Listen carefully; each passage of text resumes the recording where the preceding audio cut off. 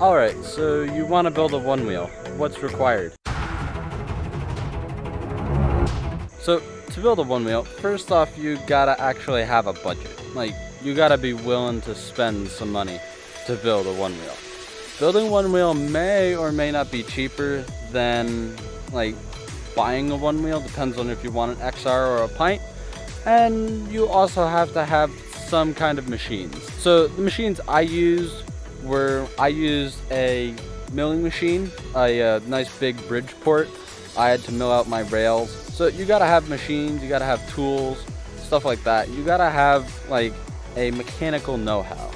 And you gotta be willing to, you know, take some risks and risk your skinned elbows. Cause I've skinned my elbows so many times with this.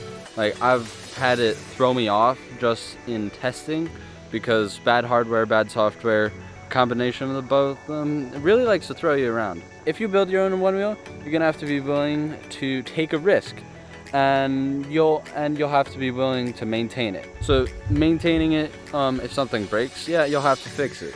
Like my foot sensor broke and I had to fix it so I can ride it. That is something that is just required with a DIY OneWheel. Resources. Building a OneWheel, you need to know places to get your parts and stuff like that, how to contact people.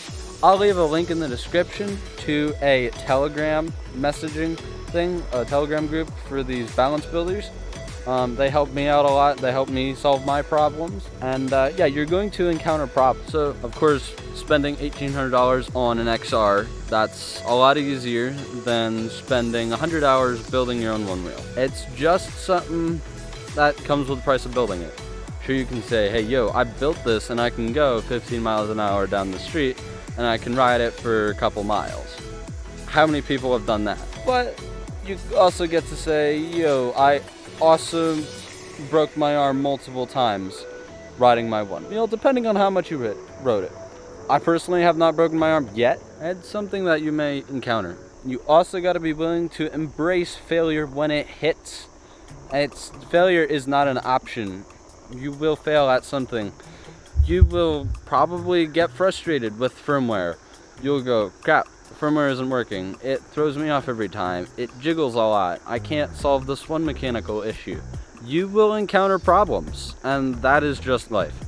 So you gotta be willing to take the risk. But building it, you gotta have machines, you gotta have tools, you gotta have a little bit of mental know-how, which I'm pretty sure most people have. Once you're prepared to do something, like once you have the mental realization, there's a 50-50 chance this may or may not work how I imagined it. I mean, I'm pretty sure you can get something going, like you'll be able to ride it at some point. What effort you'll have to put into it, that's yet to be determined.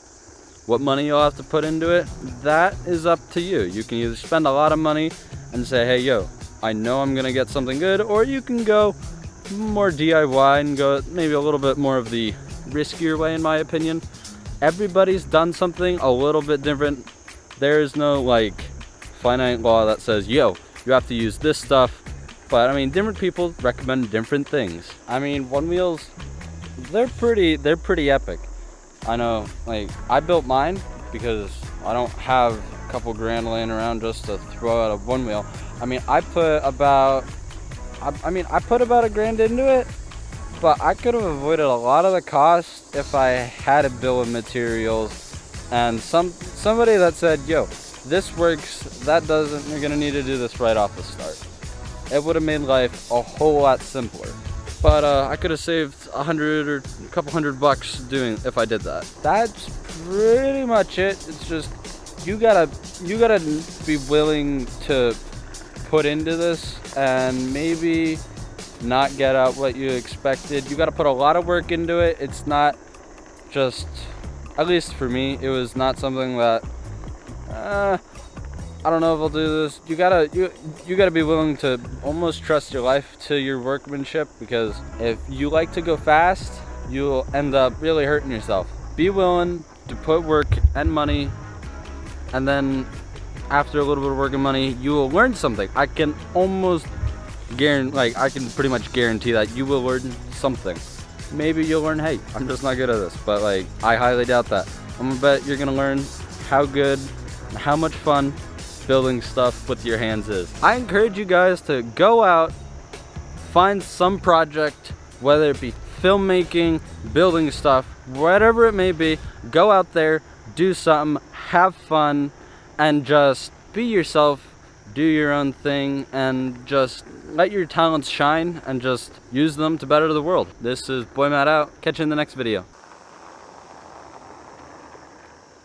Oh, last note, be sure to always exercise an air of caution. Just like, don't get hurt. That would be cancerous to your health.